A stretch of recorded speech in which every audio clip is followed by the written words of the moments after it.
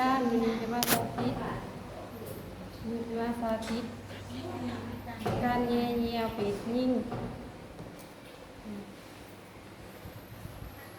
ซึ่งคุณเจ็บมีชื่อว่าแม่ซี่อายุ53ปีบ้านลักเจ็ดนครปากเซ่แขวงจับประสัดคนเจ็บอยู่โรงหม้อตึกภายหนองในแผนการปีนครัวของทานหม้อเมนจะแย่เยียวเพื่อเขาห้องผ่าตัดจะรัน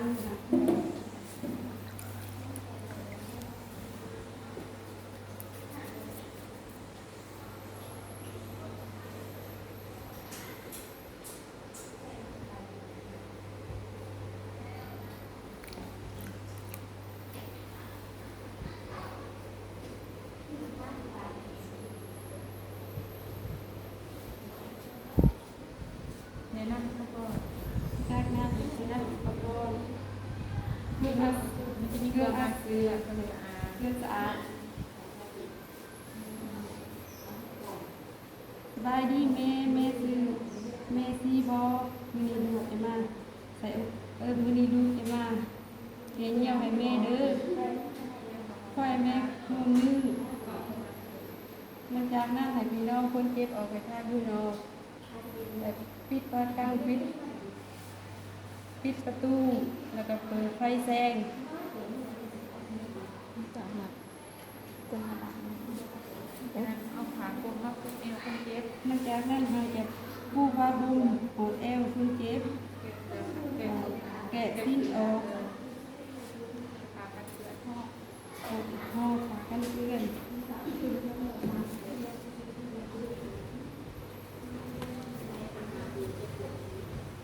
งานเลยเด้อ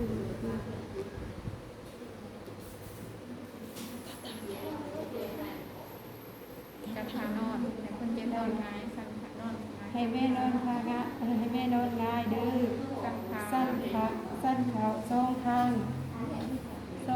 แยกออก จากกันให้กว้าง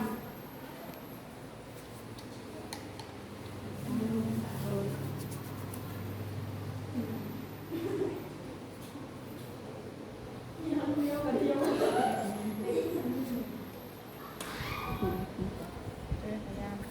มไปกินม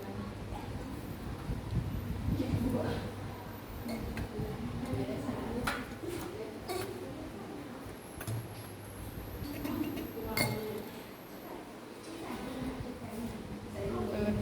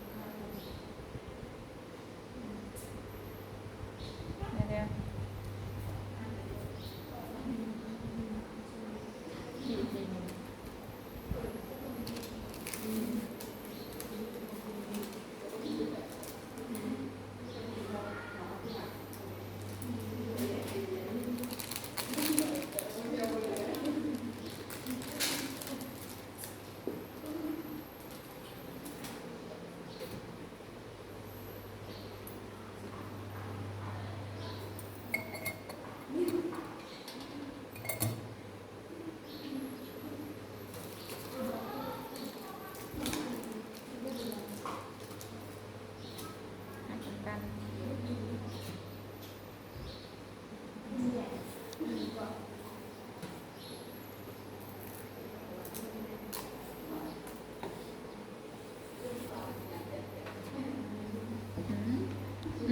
ก็ได้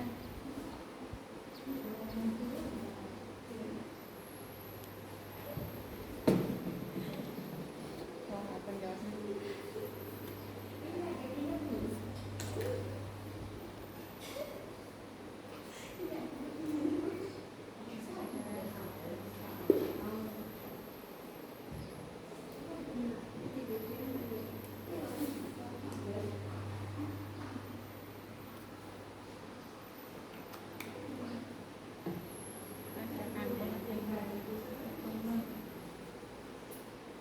ไปตรงนู้น ตั้งแต่นั่งให้ดู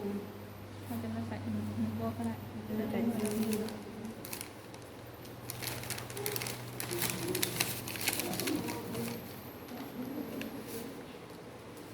เราสัมภาษณ์เนาะในที่นี้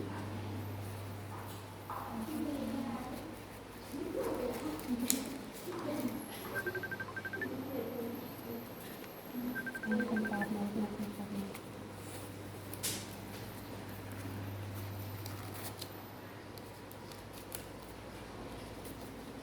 อยากนั่ง เอ ให้ อจุดต่อไปนะจุดต่อไป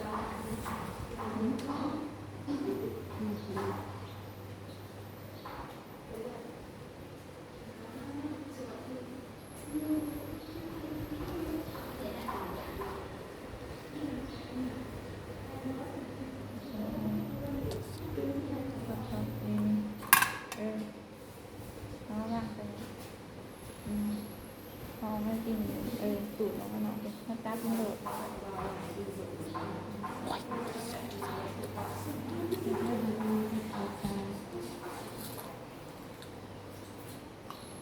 ้าจะตีเอาตาใจ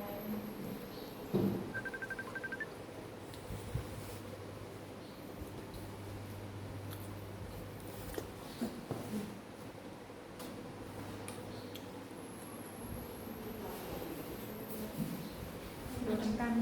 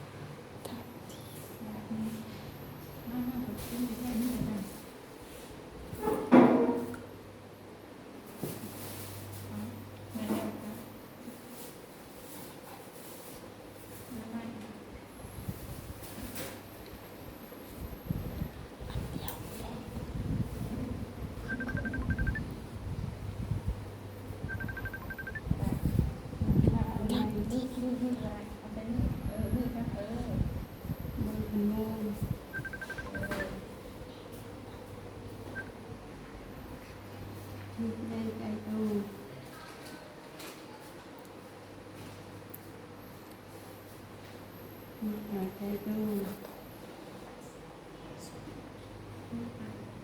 หายใจดู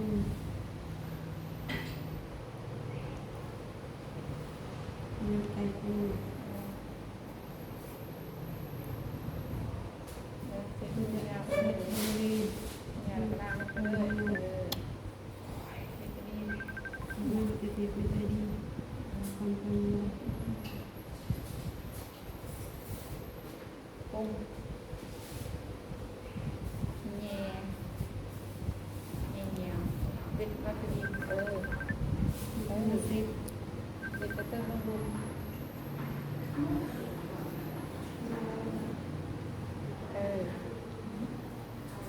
กินกระเทียม โอ้ยเนาะ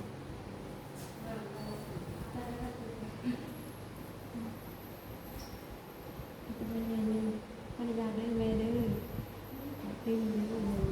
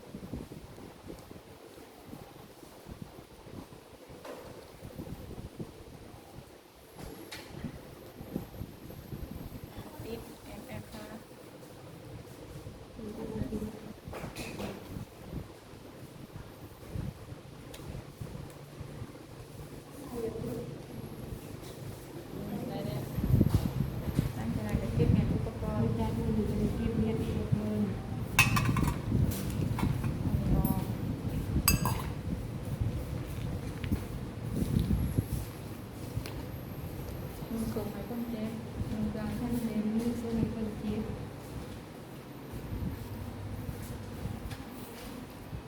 พอเงียมันจะเจ็บนอนในเด้อให้พอเบิดเงียเปิดเงียให้เงียเลย บ่ให้แม่อดเหี่ยวเด้อขอให้แม่เหี่ยวสะดวก เนี่ย ตาท่านทำกัน อันแกมาขอตรงนี้ ขอบคุณ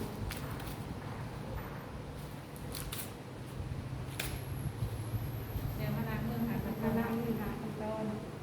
ตั้งแต่นั้นทำไป อา กั จาน รย์น่าจะมาบันทึกแบบปริญญาบ้าน